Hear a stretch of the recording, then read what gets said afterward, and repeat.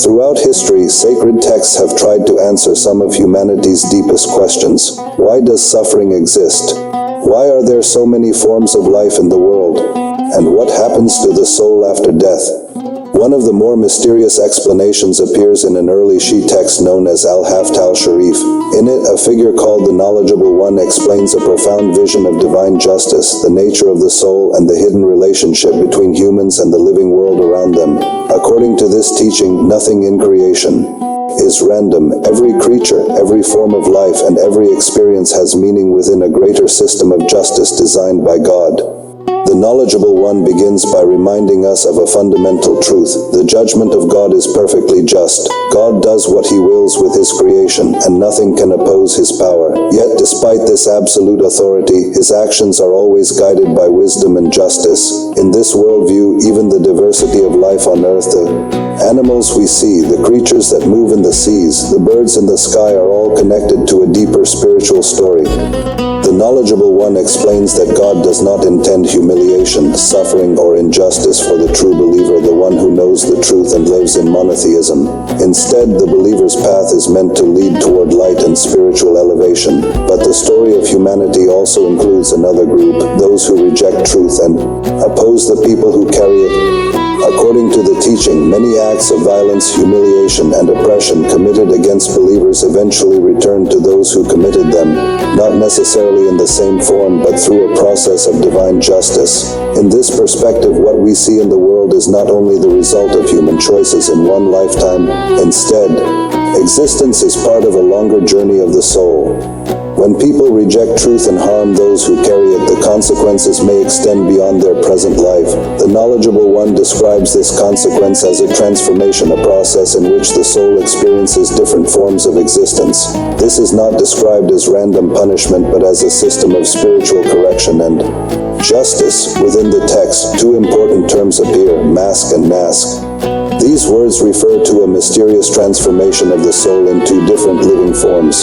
According to the explanation, some souls that rejected truth may become incarnated in forms that differ from the human image: animals, birds, insects, and other living creatures. This process is described as a form of divine justice, where the soul experiences different states of existence after leaving the human body.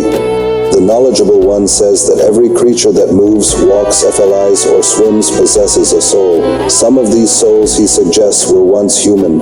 In this interpretation, the animals of the world are not meaningless beings.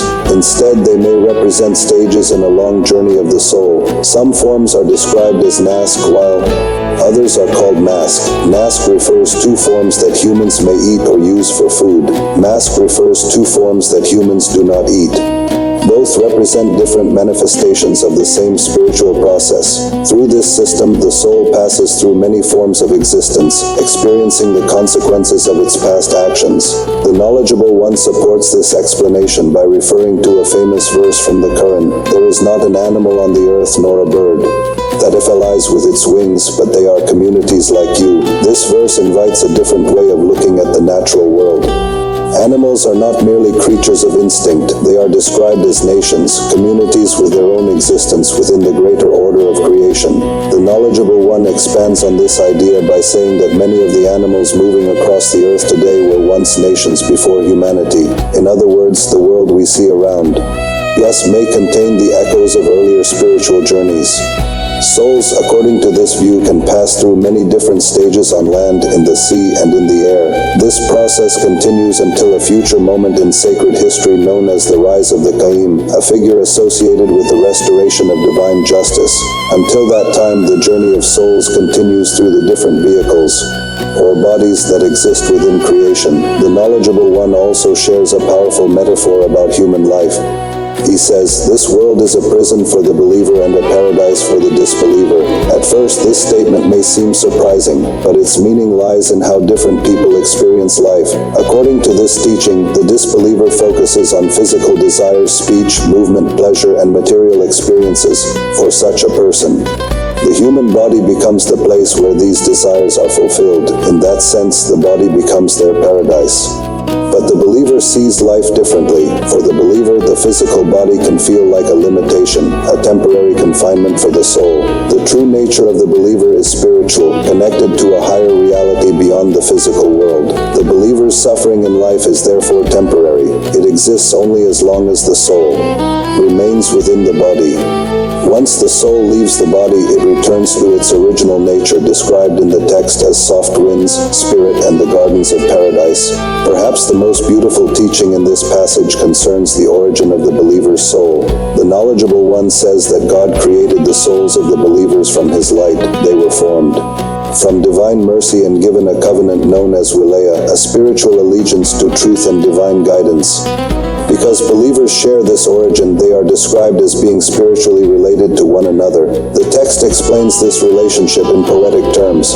It says the believer has a father, which is light, and a mother, which is mercy. Through these two origins, light and mercy believers become brothers and sisters in a spiritual sense. Their connection is deeper than blood or tribe. It comes from their shared origin in divine light. The passage concludes with a statement attributed to Imam al-Sadiq. He says that the believer sees with the light of God the very light from which the believer was created. This light allows the believer to recognize truth, to understand the deeper meaning of life, and to see beyond the surface of the physical world. In this vision of existence, life is not merely a biological journey. It is a spiritual path. Souls originate in divine light, enter the world through human bodies, and travel through different experiences until they ultimately return to their true source. The natural world around us, animals, birds, insects, and creatures of every kind may all be part of that greater story, whether one accepts these teachings literally or symbolically. They present a powerful reminder. Our actions matter, justice exists beyond what we immediately see, and the soul may be far more ancient and luminous than we imagine. Peace be upon the messengers, and all praise belongs to God, Lord of the worlds.